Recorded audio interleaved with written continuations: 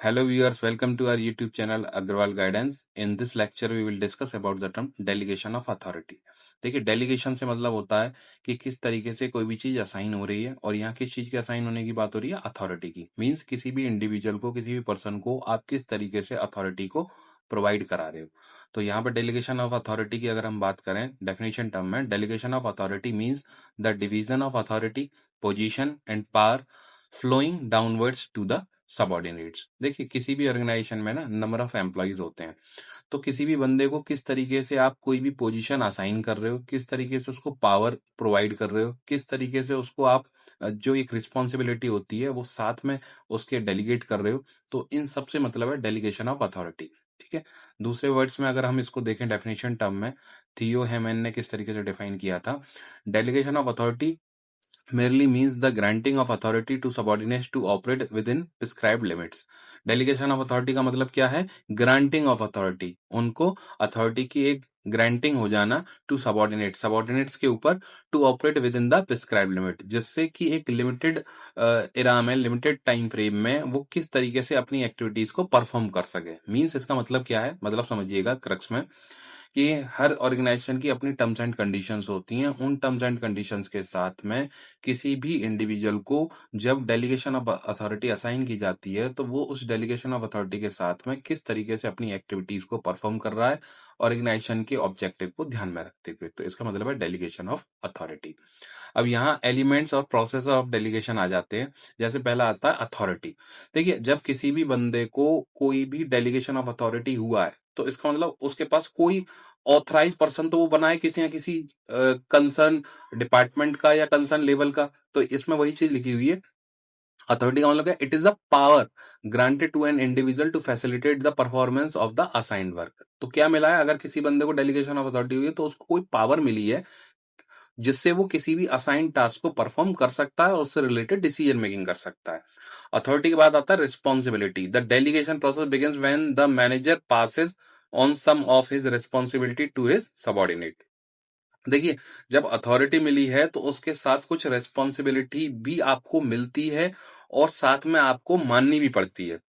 जैसे मान लीजिए आपको कोई भी टास्क मिला है, कोई भी नया प्रोजेक्ट मिला है और आप उसके ऑथराइज सिग्नेचर ही हो, तो वहां पे ये आपको अथॉरिटी तो मिली है लेकिन वो रिस्पॉन्सिबिलिटी भी आपकी बनती है कि आप उस टास्क को प्रॉपर तरीके से, किस तरीके से आप उसको परफॉर्म करते हो। ठीक है। तो अथॉरिटी के साथ आपको रिस्पॉन्सिबिलिटी भी आपको बनती है और आपको उन सारी चीजों को परफॉर्म भी करना है। उसके बाद बनता है अकाउंटेबिलिटी, मतलब जिसको वर्ड बोलते हैं ना जवाबदेही।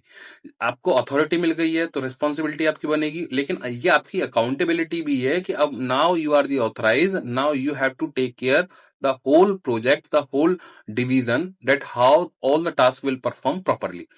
इसमें क्या लिखा हुआ, it is a third and final step in the process of delegation. Accountability means being answerable, mean जवाबदेही to the superior for the final result. भाई आपको सुपीरियर बॉसेस ने आपको असाइन कर दिया कि ये टास्क अब आपको देखना है, ये परफॉर्म कैसे होगा, रिजल्ट कैसे अच्छा आएगा, रिजल्ट कैसे पॉजिटिव आएगा। तो ये अब आपकी अकाउंटेबिलिटी है।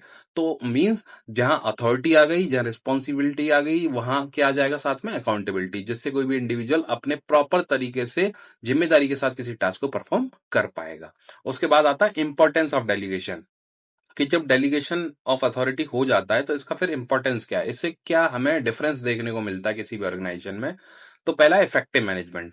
देखिए जब आप डेलीगेशन ऑफ अथॉरिटी करते हो ना तो आपको ऑर्गेनाइजेशन में एक प्रॉपर मैनेजमेंट देखने को मिलता है। इसमें लिखा हुआ है delegation make it possible for the managers to distribute their workload among subordinates. मान लीजिए कोई सीनियर मैनेजर है, अब उसने क्या करा, अपने ऊपर जितने मोस्टली जो टास्क थे उनको अपने सबऑर्डिनेट्स को डिस्ट्रीब्यूट कर दिया।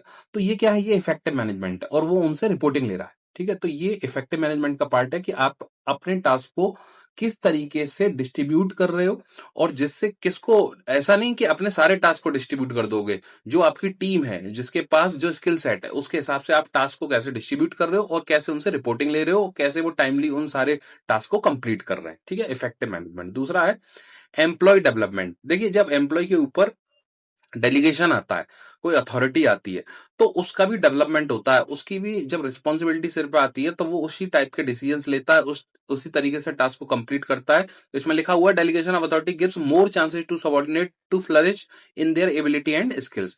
तो उसके जो एबिलिटी और स्किल्स हैं उनको एनहेंस करने का उसको मौका मिलता है और उनको डेवलप करने का मौका मिलता है कि किस तरीके से मैं प्रॉपर तरीके से टास्क को परफॉर्म कर सकता हूँ।